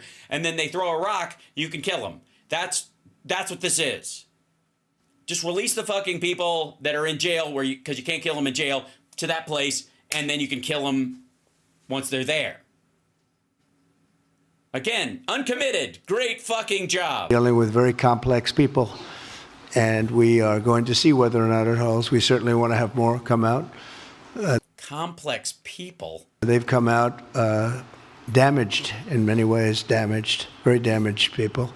But the hostages? You think? But they're going to get better, and they're going to be strong, and they're going to have a good life. And we hope to get as many as possible out. Whether or not it holds, I don't know. We hope it holds. We hope it holds. I think that the appropriate time, which I think will enable us to really investigate what happens, what were the causes of the failures, by an independent commission that will be accepted by the majority of the people. We don't want it accepted by one half of the people and not the other. I think we should have it, and we should find out exactly what happened. I'm insisting on it. And believe me, it'll surprise a lot of people when it happens. Kelly, go ahead, please. President, you are outlining something that is really quite striking tonight. You are talking about... Okay. Thank you, Mr. President, Mr. Prime Minister. You are talking tonight about the United States taking over a sovereign territory. What authority would allow you to do that? Are you talking about a permanent occupation there, redevelopment? And Mr. Prime Minister, do you see this idea as a way to expand the boundaries of Israel and to have a long... Yeah, finally. Yes, that's the question. That's the only question that needs to be asked. The fuck are you talking about? Peace, even though the Israeli people know how important that land is to you and your citizens, just as the space is inherited by the Palestinians as well. I do see a long-term ownership position, and I see it bringing great stability to that part of the Middle East, and maybe... Fuck me. Good Lord. Ownership position. This motherfucker thinks he's buying real estate. ...be the entire Middle East. And everybody I've spoken to, this was not a decision made lightly. Everybody I've spoken to loves the idea of the United... No, they don't. Then you're only talking to fucking crazy people. United States owning that piece of land developed. No! What the fuck? What? This is just bonkers. And creating thousands of jobs with something. You know, I was thinking about Greenland, but, you know, I thought better property because it's not as cold, Gaza. That will be magnificent in a really magnificent area that nobody would know. Nobody can look because all they see is death and destruction and rubble and oh, just you wait till it's full of Americans. Demolished buildings falling all over. It's just a terrible sight. I've studied it. I've studied this very closely over a lot of months, and I've seen it from every different angle. And it's a very, very dangerous place to be. And it's only going to get worse. And I think this is an idea. Okay, by the way, why would it only get worse? That's gotten I don't even know why. This is so fucking nuts that even the details are useless to discuss. Tremendous, and I'm talking about from the highest level of leadership, gotten tremendous praise. And if the United States... For what highest level of leadership? Who are you talking to? What do you mean? Here? Hold on. What? And I think this is an idea that's gotten tremendous, and I'm talking about from the highest level of leadership, gotten tremendous praise. And if the United States can help to bring stability and peace in the Middle East, we'll do that. Bibi? Bibi? I mentioned again tonight our three goals. And the third goal is to make sure that Gaza never poses a threat to Israel again. Yes, because it will no longer be Gaza. That's the way to do it. President Trump is taking it to a much higher level. You think? Yeah. It's apparently annexing territory. He sees. Also, by the way, how can this be seen as anything other than starting a war? Right? How, if this is now U.S. territory, how the ever-loving fuck is this anything but starting a war? Or provoking one into existence? What the hell? He sees a different future. Yeah. One, I guess, with no human life on Earth? For that piece of land that has been the focus of so much terrorism, so many attacks against us, so many trials and so many tribulations. Yeah, and nothing will end that faster than the U.S. being responsible for it and basically putting a giant America first bullseye right in the center of it. He has a different idea. And I think it's worth paying attention to this. We're talking about it. He's exploring it with his people, with his staff. Exploring it? Exploring it? Motherfucker, he just announced it. He's not exploring. This is not like a bull session to try and figure out what we're going to do. This motherfucker just said 3 times we own it. His mind is made up, you dumb motherfucker. I think it's something that could change history, and it's worthwhile. Yeah. Yeah, I think that's his goal. Bring back the fucking rapture. Really pursuing this avenue. Bring it back. Bring back Jesus. Trigger the rapture. Yeah, please, go ahead. Go ahead. Right. President, question for you. Can you hear me? Yeah. So before rebuilding Gaza again, obviously we take all the hostages, and one of them is Sudan, an American soldier who is alive. How will you be sure that you will take out all the hostages and then rebuild? We're working very hard to get all the hostages. The word is all, and we are working very hard. So far, We like the word all, not some. Some sounds weak and soft. All. it's been moving along fairly rapidly, pretty much on schedule.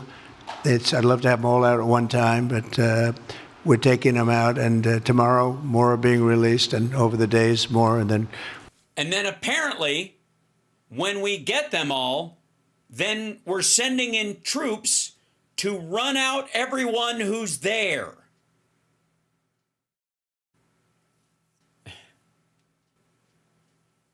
we'll go into a phase 2. What? Yes, phase 2, ethnic cleansing. But we'd like to get. Seriously, these uncommitted motherfuckers, you guys can never live this down. Like, I hate the I told you so shit, but fuck you. You played an active role. Same thing with these assholes on college campuses. You played an active role. And none of them showed up at Mar-a-Lago when this asshole was meeting with Netanyahu, planning this shit out.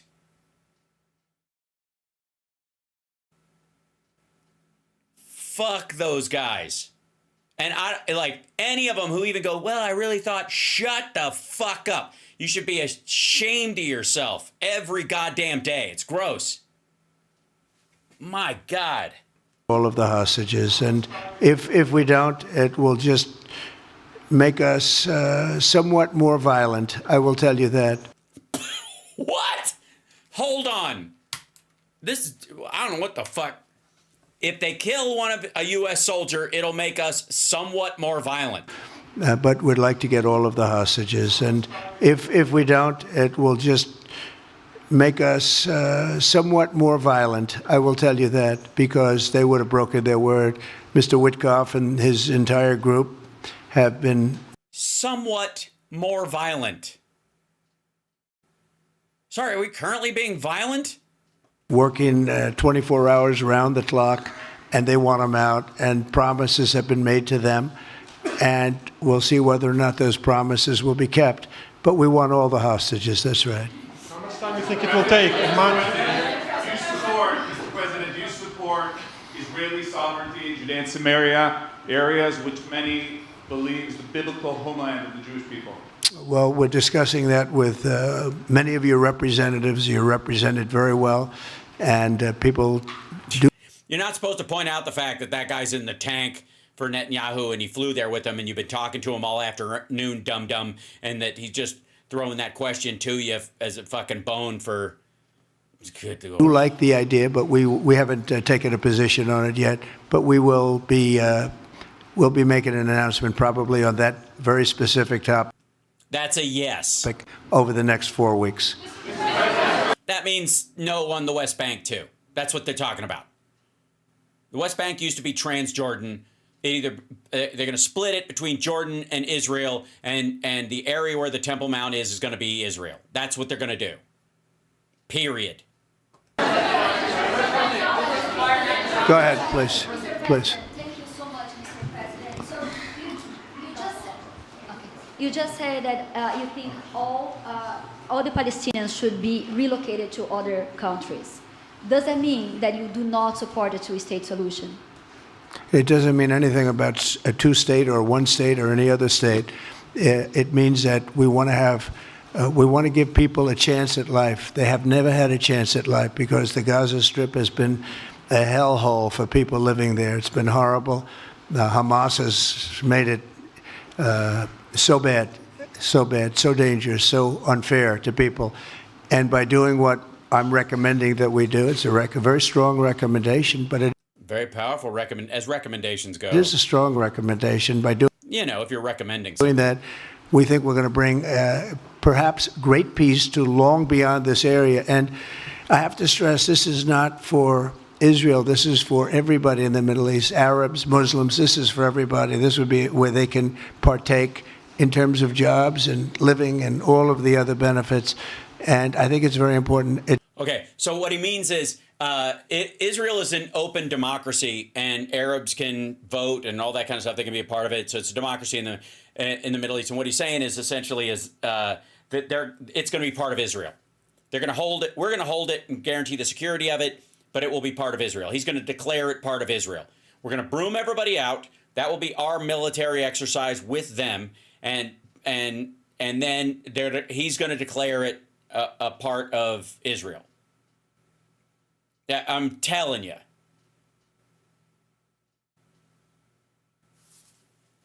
It just doesn't work the other way. You know, you can't keep trying. They just has been going along for so many decades you can't even count. You just can't keep doing. You have to learn from history. You can't keep doing the same mistake over and over again. Gaza is a hellhole right now. It was before the bombing started, frankly. And we're going to give people a chance to live in a beautiful community that's safe and secure. He's going to build fucking suburbs in 7 different cities and have them move there. Okay.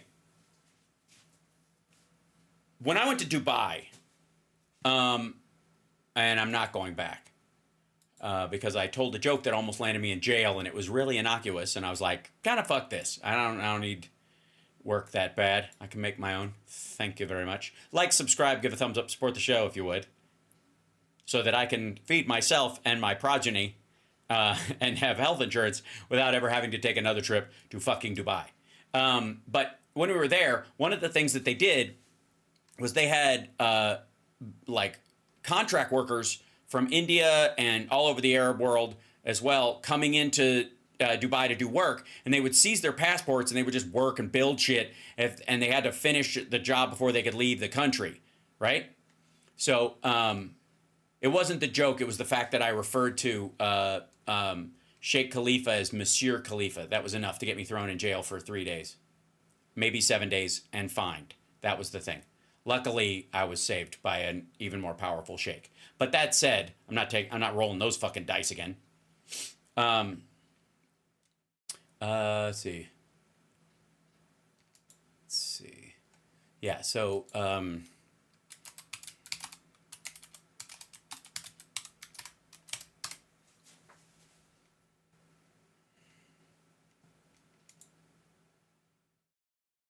hold on, let me take it. So, you want to know where I think the beautiful communities they're going to move the fucking Palestinians to? That's where. The Palestinian people's punishment for making the Arab business leaders' lives difficult for a long time are going to be moved to areas like this where they will be in work camps. The first thing they will do is build the buildings they're going to live in, and then after they build the buildings they live in, which will basically be tenements compared to everything else, they will build everything else around them or work around there. That's what's going to happen. And I got news to you, news for you. If it wasn't for the existence of Israel as it stands right now, that would have happened a long time ago. That's why they don't give a shit. Trump and his people. And I think you're going to see a tremendous outflowing of support. I can tell you, I spoke to other leaders of countries in the Middle East, and they love the idea. They say it would they could be great workers if they can't leave. Really bring stability, and what we need is stability. Yes, sir, please. Go ahead. Thank you. Are you still committed to imposing sanctions on the ICC despite the move being stalled in the Senate? And please, a question for the Prime Minister as well. The President has been very clear about his desire to achieve a deal with Saudi Arabia. How do you settle this if Israel is required to renew the war against Hamas in the future? Go ahead, baby. Go ahead, baby. I think everybody understands that just as the President fought and defeated Al-Qaeda and ISIS, that we can't leave Hamas there because Hamas will continue the battle to destroy Israel. They'll do, you know, when in this temporary ceasefire, one of their leaders comes out, you know what he says? We're going to do October 7th again, except we'll do it bigger. So obviously... Look at, you see how Trump moved on that?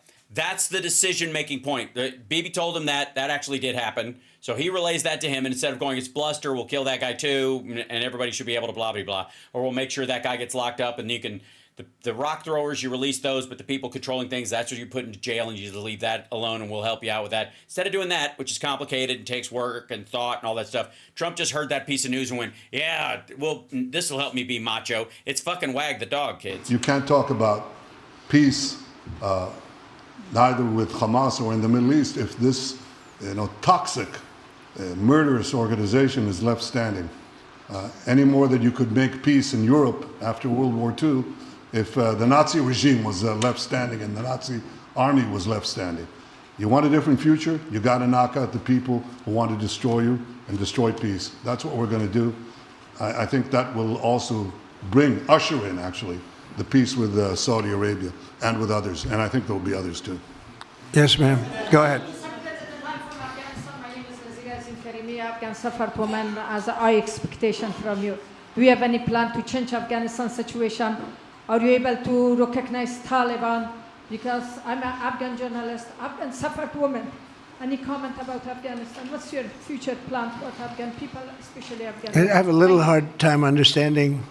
She says, you recognize the Taliban. What's your plan, if any, for Afghanistan? She's a woman from Afghanistan, and the way the Taliban treat women, it sucks.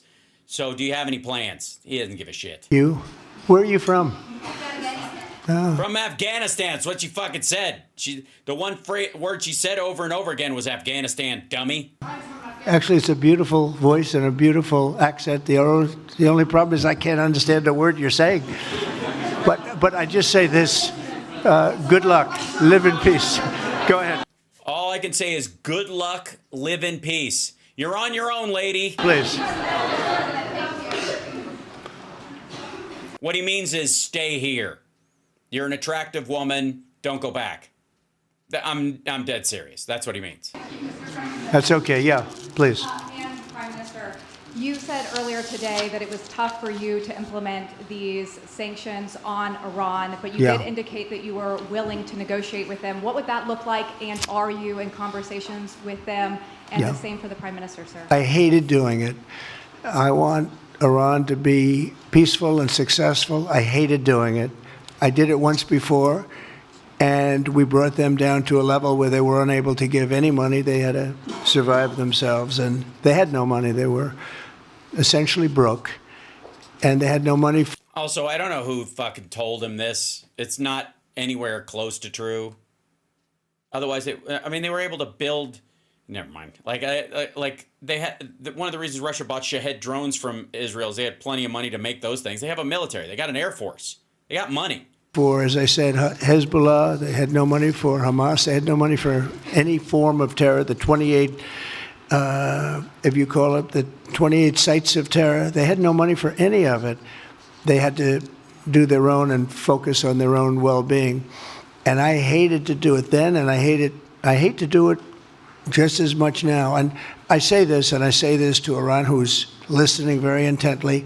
I would love to be able to make a great deal, a deal where you can get on with your lives and you'll do wonderfully. You'll do wonderfully. Incredible people, industrious, beautiful, just an unbelievable group of people. Yeah, he means the Persians. He means the actual like local Iranians, not the Arabs that took over. And let's see. Hold on. Once minute. I'm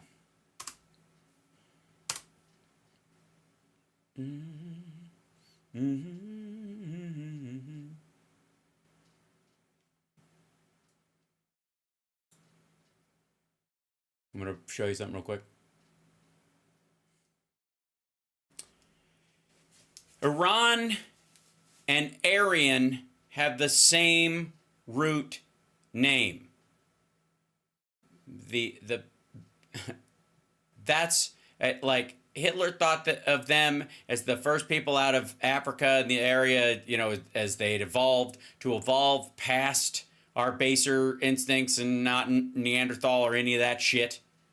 And so there is let's see if I can, yeah.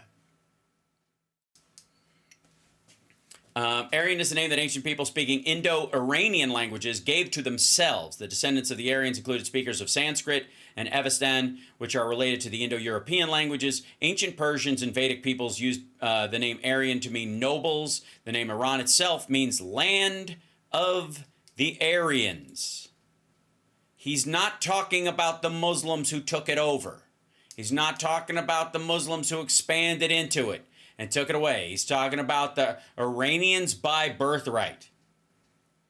That's what he wants. Like, they're trying to find a way to topple the regime and basically hand Iran back to those people. Just letting you know. It should be a nonpartisan issue, but for fuck's sake, that's why he gives a fuck versus someplace else, and why he's like, I hate to do it. All right. He didn't say that about any place else. Iran, and I know them well, have many friends from Iran and many friends that are Americans from Iran, and they're very proud of Iran. But I hated to It means people who largely call themselves Persians. do it, just so you understand. And I hope we're going to be able to do something so that it doesn't end up in a very catastrophic situation. I don't want to see that happen. I really want to see peace, and I hope that we're able to do that. They cannot have a nuclear weapon. It's very simple. I'm not putting restrictions. They cannot have one thing. They cannot have a nuclear weapon. And if I think that they will have a nuclear weapon, despite what I just said, I think that's going to be very unfortunate for them. If, on the other hand, they can convince us that they won't, and I hope they can. It's very easy to do. It's actually very easy to do. Yeah, you have to let the IAEA in. They don't want to do that because there's a myriad of other reasons of national security that they'll use why they don't want you in there, because they are afraid of being deposed because the vast majority of the Iranian people are not fans of the regime and they're worried about a tipping point. I think they're going to have an unbelievable future. Yeah, please, sir. What does that mean? Yes, you don't believe they will have one at all? Go ahead. Thank you, Mr. President. You just laid out your plan for Gaza. Yes. Can you lay out your plan for Ukraine and also... For Ukraine? For Ukraine, yes. You consider yourself a strong leader. You blamed your predecessor for letting Russia to take over Ukraine. will you demand from Putin to get out of Ukraine, from sovereign territory of Ukraine? So we're dealing right now in the subject. I don't want to spend a lot of time because we're here for another reason, but we are having very good talks, very constructive talks on Ukraine. No, they aren't. And we're talking to the Russians. We're talking to the Ukrainian leadership. It would have never happened. That would have never happened. It should have never happened. I get reports every week. The number of soldiers, mostly soldiers now, the cities have been largely... Really? In a war, mostly soldiers are the ones that are getting killed? What? You sound disappointed it's not more civilian deaths. For real. Like, why does that... It's almost like, usually in war, what you hear about is civilian deaths. I don't hear about any of that. It's just soldiers shooting soldiers, like in a war. Demolished. You talk about There's 2 people in the building when the building went down and they died, and it was full of buildings because they're 1,000 years old. A very sad sight to see. We talk Gaza. Well, many of these cities look as bad as Gaza and worse, what's happened to them. And I want to see that end, and I want to see it end for... Well, that would make Putin the Hamas of this conflict. So why are you kissing his nuts? One simple reason, the life of young people being absolutely obliterated on both sides. You probably have 700,000 Ukrainian soldiers dead, 800,000, maybe more Russian soldiers dead. It's more. It's close to 900,000 right now. Very flat land, and the only thing that's... Oh, my God. The whole bullets aren't affected by gravity, and they just keep going east until they hit somebody. It's going to stop. A bullet is a human body. In this case... Or a tree. Or a rock. Or a tank, or the arc of the bullet itself as it falls to the earth. Once its propulsion has kind of met its match in terms of gravity, and then it starts to taper down. Usually soldiers, and the numbers are staggering. When you hear the real numbers in Ukraine, what the numbers are, and this doesn't include the cities that have been demolished and all of the people that were killed. Yeah, and who started it? So I want to see it stopped. We're having very good talks, and I think we're going to get it. I think something will be, hopefully dramatically, it will rise above everything. You can't let this continue. This is an absolute slaughter that's taking place on the beautiful farmlands of Ukraine, and we have to stop it. We can't let this continue. That's interesting. Beautiful farmlands of Ukraine. It sounds like he's recognizing who the loser is, and he's concerned with which side he's been on. It is a human tragedy, and we're going to try very hard to stop it. Yeah, please, go ahead, sir. Go ahead. By the way, wasn't he supposed to stop it in 24 hours? He knew exactly what he'd say, and he didn't even have to stop it before he would have had it stopped before he even was sworn in 24 hours after the election. That was all bullshit, Joel. Thank you very much. Okay. Mr. President, what's your view about Palestinian leader Abbas' role in all the regional changes you want to do? And a question for the Prime Minister, what's your view on President Trump wanting to reach a deal with Iran and not a much more active military stance towards him? Go ahead, baby. Go ahead. I think I don't really know, honestly. Say something. The president just said something that I think is the pivot of everything that we're talking about. He said Iran cannot have a nuclear weapon. And we fully agree with that. If this goal can be achieved by a maximum pressure campaign, so be it. But I think the most important thing is to focus on the goal, which the president just did, and I fully agree with it. Right. But I think the important thing is to focus on the goal, meaning if it can be done through maximum pressure, great. If not, we're going to bomb them. That's what he's talking about. That's what's going to happen. Yes, Petty, we are all living in a chess game. You are absolutely right. And this motherfucker is playing jacks. Well, I said it, and he said it very well. It's a campaign of pressure to see if we can get something done. he doesn't want to do what some people think will automatically happen because they're very difficult people to deal with, as you know. But if we could solve this problem without warfare, without all of the things that you've been witnessing over the last number of years, it would be, I think it would be a What? A trade in printer ink like Betsy DeVos was doing, or just the fruit juice wars? tremendous thing. Go ahead, I think it'd be great if we could do what he said. But you, please. Do you have any plans to visit Israel soon? To visit where? Israel and Gaza. Oh, I love Israel. I will visit there, and I'll visit Gaza, and I'll visit Saudi Arabia, and I'll visit other places all over the Middle East. The Middle East is an yeah, I got some business deals to sign. incredible place, so vibrant, so it's just one of the really beautiful places, and with great people. And I think a lot of bad leadership has taken place in the Middle East that's allowed this to happen. It's just terrible. And that includes on the American side, by the way. We should have never gone in there a long time ago, spent trillions of dollars and created so much death. So that includes What do you mean? With Israel? Or Americans. But yeah, I'll be visiting does he mean Iraq? a lot of different places in the Middle East. I've been invited everywhere, but I will be visiting some, yeah. Okay.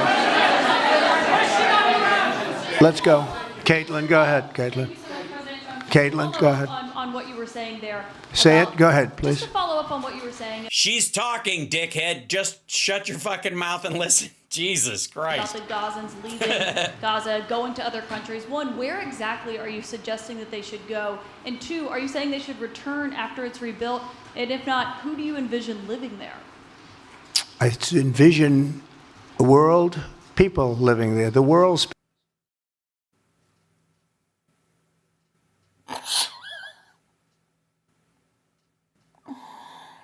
I envision the world's people. This is like if the Farrelly brothers wrote The Omen. Motherfucker. Listen to this shit again. I envision a world, people living there. The world's people. I think you'll make that into an international, unbelievable place. I think the potential in the Gaza Strip is unbelievable. And I think the entire world, representatives from all over the world will be there, and they'll... Yes, move the UN to Gaza. Brilliant. And they'll live there. Palestinians also. Palestinians will live there. Many people will live there. But they've tried... But it won't be a Palestinian state. You can call yourself whatever the fuck you want. The other, and they've tried it for decades and decades and decades. It's not going to work. It didn't work. It will never work. And you have to... Okay, at this point, this shit is just gibberish from this point on. Until we see if he's actually taking, action on any of this shit. Right? There is, sorry, I didn't have my my Venmo up the whole time. I apologize, everybody who uses that as their preferred thing. Hold on, I'll put it in there. I'm rebuilding this scene as we go, so forgive me. Forgive me. Let's see, where would it be? In stills and assets, and it would be in this. Where would it be? I think it's in. You have to do a search for it. Just go to here.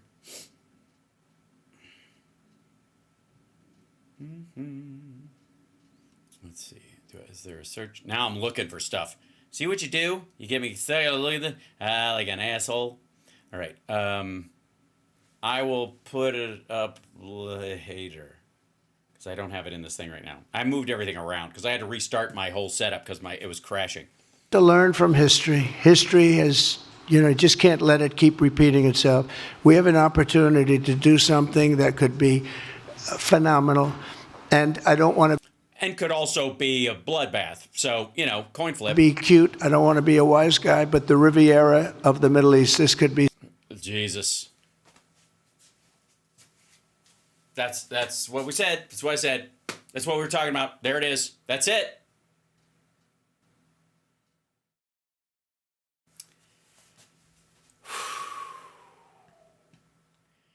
Yeah. This is obviously, with all the other bullshit that's going on, it certainly makes a great distraction from all the other stuff that's still important as well. But this is the biggest piece of news that could possibly come out of this White House. And it's how far he's able to go with it is now the question. Whether people are on board with this idea, specifically Republicans. I don't know how in the fuck are like which Republicans are going to be supportive of American troops in the formerly Gaza territories, right? You're right. I fucking said this. I brought it up. I was like, this is what he's gonna do. And everybody looked at me like I was an asshole. And boink, there we go. Ooh, that's too big. Pew. There you go. So if you want to help the show, there it is. Hold on, I've got to do a little housekeeping. So I don't know why I'm not surprised. The question now remains, are the Ted Cruzes and the Chip Roys and the rest of those folks going to go along with the idea of U.S. troops in Gaza as part of an ethnic cleansing force? Because that's what this is now. That's the story, kids. And I don't know that they will. So there's not an automatic on this. Some of them, I think a bunch of them are going to go, whoa, wait a second. No, let the Israelis handle it. Or you can bring in, UN peacekeepers who won't be a part of it. So stupid. But you know what I'm talking about? Get some partners in the Middle East, but it ain't going to be us. Right? Which it totally will be. We'll send in contractors. He'll create his own fucking Wagner for this. I need to go to Washington with my gear and ask. Yeah, it's a great idea. I did. I signed up. I know I went over a little bit tonight, but I signed up for my credentials. We'll see if they give them to me. So far, they have not. But infotainmentwars.com is the site where you can find this show on the regular. Share it out. Let people know I'm here. So at least maybe people will start to listen to me. Because I've earned it. God damn it. That said, these goofy motherfuckers have an uphill climb ahead of them. And I gotta say, there is one silver lining to this stuff. And that is that Trump just drew a metaphorical bullseye on himself over this shit. That is not something that even maggots are going to be comfortable with. And we will watch that and see if it plays out. Yeah. So, and hey, let Trump build a tower there and he can fucking retire there for the rest of his maggoty life. Ugh. I don't think Fox will spin it for him. I think they're going to have a hard time dealing with this. This is kind of going to be a shock to them. You could tell Netanyahu going, he went farther than we, blah, blah, blah. This is a serious escalation and he has no attachment. Right? He has no attachment to reality. He has no, anchor in this at all. He's got no way of, he doesn't recognize the long-term ramifications. The question is how far other people are willing to go along with him. And this is a lot. This is a big fucking ask.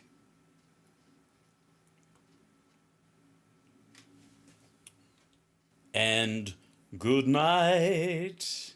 Oh, I forgot to put on my music first because I have to do that. There we go. Excellent. All right, I'll see you guys tomorrow. Tomorrow, Chris Titus is joining us, and I believe Philip Ittner, if he's available. He's got a very busy schedule these days, a lot going on. But wow. We're not going to have a lot to talk about, obviously. Good Lord, help me get through this. Oh, yes. It's crazy out here right now. Bunch of crazy nonsense, crazy crap. money stuff. What are you gonna do? Oh, baby. Down. Put this Venmo there and maybe somebody help the show just grow it. Patreon.com. All right. Oh, Titus and Major tomorrow, Philip on Friday. Thank you, Andrea. If the Major just wants to join us on Saturday, he's cool. I mean, sorry, if Philip wants to join us on Friday, that's cool. Titus and Major tomorrow, and then maybe, Rob and I on Friday, and then Major, since Philip is always on Saturday, it's weird to have 2 days in a row that close together. Except to swear. We'll work it out. All right. Take care of yourselves, folks. Take care of somebody else.